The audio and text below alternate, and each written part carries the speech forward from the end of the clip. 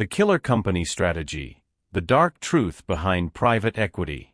The surgeon or the butcher. Imagine a company is like a patient arriving at the hospital. They're having some problems.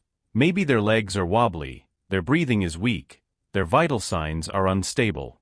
Then a doctor comes in. He looks at the patient's file, puts on a serious face, and says, "Let's save this life." But there's a catch. This doctor isn't a surgeon. He's a butcher, and he's here to cut up, extract, and sell the organs on the black market. The company enters the market thinking it will be cured, but it leaves in pieces, sold piece by piece. This is the reality of many companies that fall into the hands of private equity funds. A sector of the financial market that presents itself as an expert in rehabilitating troubled companies, but often profits more from dismantling than from rebuilding. The name of the tactic? Asset stripping. Instead of investing to grow the company, the fund buys the company, sells its most valuable assets, real estate, machinery, brand, pockets the money, and leaves the shell behind. And even when the company goes bankrupt, the fund still comes out ahead. For some, it's financial efficiency.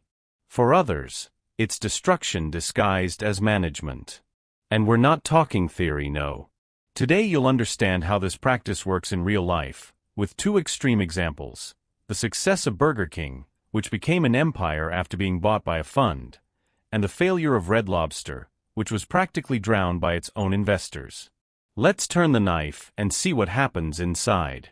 What is private equity?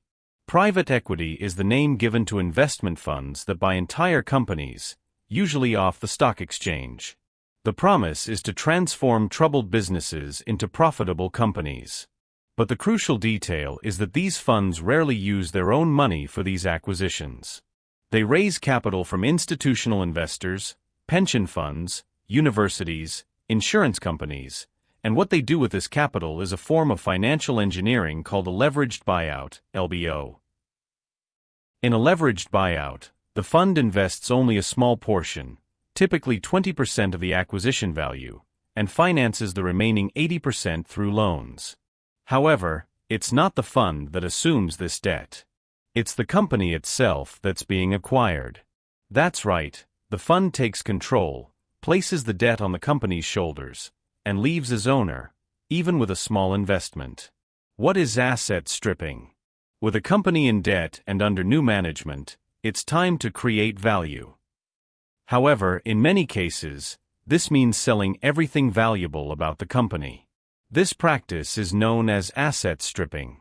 The fund identifies the assets, buildings, land, brands, equipment, and begins selling them to generate immediate cash. Often, these sales generate more profit than the company's operations could ever generate.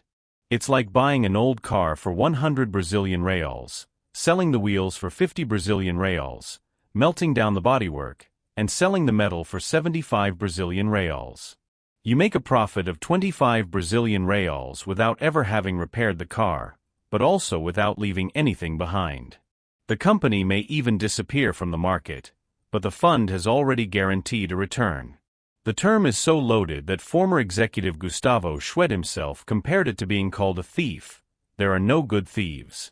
Prosecutor Brendan Ballou, author of the book Plunder, argues that the private equity model, as it operates today, creates structural incentives to plunder companies rather than save them. The dividend recap technique, profit before profit. Another tool in the fund's arsenal is the so-called dividend recap, or recapitalization through dividends. It works like this: after buying the company with debt, the fund takes out another loan, still in the company's name, and distributes this new money as dividends to itself. The fund may have invested 200 million Brazilian reals, but by performing a dividend recap and distributing 300 million Brazilian reals in profits before any real growth, it already came out ahead.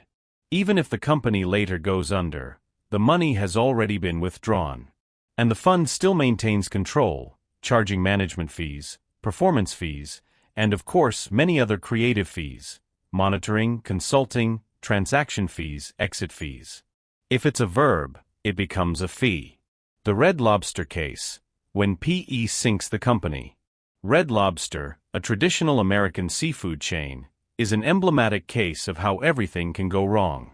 In 2014, Golden Gate Capital acquired the company, and the first step was to sell all the chain's properties for approximately $1.5 billion. Red Lobster, which previously owned the buildings where it operated, began paying rent, an expensive rent. This change drastically increased fixed costs and compromised the financial health of the operation. At the same time, Golden Gate withdrew hundreds of millions in dividends, even as the company weakened. With little capital to reinvest, high operating costs, and no long-term strategic plan, Red Lobster entered a downward spiral that culminated in a bankruptcy filing in 2024. The Burger King case, when it works. But this model doesn't always lead to destruction. In 2010, 3G Capital, a Brazilian-led fund, acquired Burger King for approximately $4 billion. The difference? Although they used aggressive cost-cutting practices, the focus was on improving operations, international expansion, and strategic mergers, such as the merger with Canadian Tim Hortons, which created Restaurant Brands International. Burger King modernized stores, adjusted the menu, reduced waste, and returned to global growth. 3G exited with a profit, yes, but it left a company larger and more efficient than it found it. A rare case where the scalpel was used with surgical precision, and not as an axe. Why does this keep happening? The answer is simple: because it's profitable, and the risk is always placed on someone else's lap. The loans used in LBOs and dividend recaps are usually issued as junk bonds, high-risk securities with high returns. Banks earn commission structuring them and then sell these securities on the secondary market, transferring the risk to investors hungry for returns. Meanwhile, the funds continue to profit, even if the company they bought goes bankrupt. Conclusion: scalpel or chainsaw. Private equity can indeed be a powerful tool for transformation. In responsible hands, it's a scalpel. It cuts away excess, adjusts processes, and saves corporate lives. But in practice, many funds use this power like a chainsaw. They tear down, dismantle, and sell the remains, and still come away with a reward. The Burger King story shows that it's possible to create value without destroying.